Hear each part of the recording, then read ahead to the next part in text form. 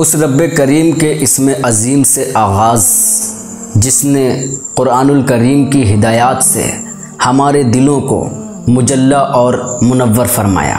नाज़रीन किराम, मेरी आज की गुफ्तगू का उन्वान है आला हज़रत का ज़िक्र कुरान में, माने तो काफिर ना माने तो काफिर। जैसा कि आपने थंबनेल पर देखा होगा, सल्फ़े सालिहीन ने अंबियाए किराम, असहाबे किराम, ताबईन, तबे ताबईन और औलियाए इज़्ज़ाम का ज़िक्र करते हुए लफ्ज़ हज़रत का इस्तेमाल बड़े वसूक़ के साथ किया है। हज़रत आदम सफ़ीउल्लाह से लेकर हज़रत मोहम्मद मुस्तफ़ा सल्लल्लाहु ताला अलैहि वसल्लम तक सभी के साथ हज़रत का ही इस्तेमाल नज़र आता है।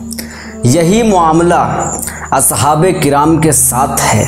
मसलन हज़रत अली अलैहिस्सलाम, हज़रत हसन अलैहिस्सलाम, हज़रत हुसैन अलैहिस्सलाम, हज़रत अबू बकर सिद्दीक़ रज़ी अल्लाह अन्हु, हज़रत उमर बिन ख़त्ताब रज़ी अल्लाह अन्हु, हज़रत उस्मान गनी रज़ी अल्लाह अन्हु वग़ैरह।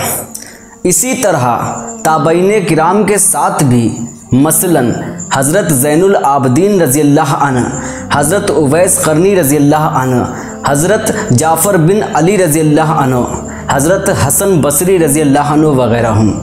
तबा ताबईन में भी हज़रत बदियुद्दीन ज़िंदा शाहमदार रज़ी अल्लाह अन्हु, हज़रत अबू हनीफ़ा रज़ी अल्लाह अन्हु, हज़रत अहमद बिन हम्बल रज़ी अल्लाह अन्हु, हज़रत सुफियान सूरी रज़ी अल्लाह अन्हु और औलियाए इज़्ज़ाम के साथ भी हज़रत अब्दुल क़ादिर जिलानी रहमतुल्लाह अलैह, हज़रत निज़ामुद्दीन औलिया रहमतुल्लाह अलैह, हज़रत मोइनुद्दीन चिश्ती रहमतुल्लाह अलैह, हज़रत मोहम्मद अरगून रहमतुल्लाह अलैह, हज़रत अबू तुराब फंसूर रहमतुल्लाह अलैह, हज़रत अबुल हसन तहफूर रहमतुल्लाह अलैह वग़ैरह।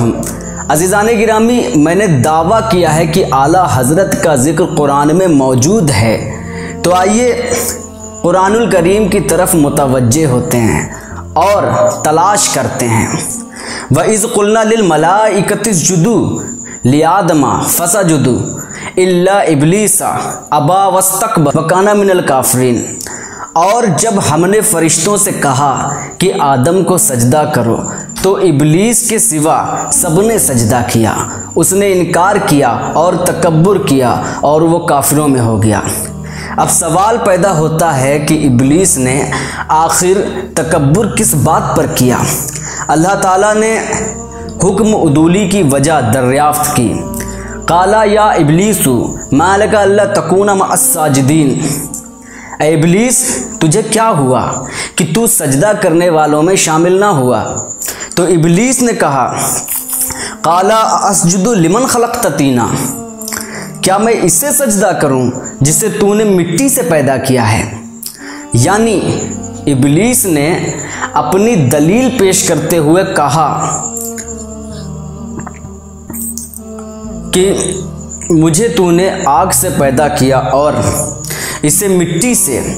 आग की चिंगारी में रौनक है, इसकी भड़कती हुई लहलहाहट से हर शय पे खौफ व हिरास तारी हो जाता है।